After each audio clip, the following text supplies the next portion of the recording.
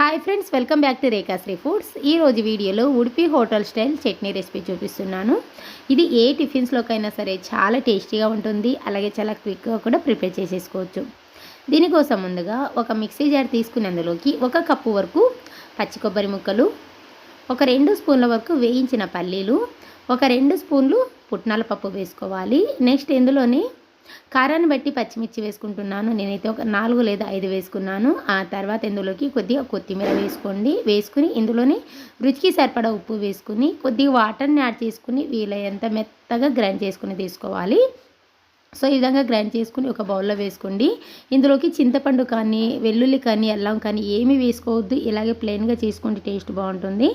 ఆ తర్వాత కొద్దిగా వాటర్ని యాడ్ చేసుకుని కన్సిస్టెన్సీ బట్టి కలుపుకోండి. ఇలా కలుపుకున్న తర్వాత ఇప్పుడు దీనికి తాలింపు పెట్టుకుందాం. స్టవ్ మీదగా ప్యాన్ పెట్టుకుని అందులోకి 1 స్పూన్ ఆయిల్ వేసుకోండి. ఆయిల్ కాస్త హీట్ అయిన తర్వాత ఒక 1/2 స్పూన్ పోపు దినుసులు, అలాగే 1 ఎండుమిర్చి వేసుకుని వేగాక లాస్ట్లో కొద్దిగా కరివేపాకు వేసుకుని ఇదంతా కూడా ఒకసారి బాగా కలుపుకోండి.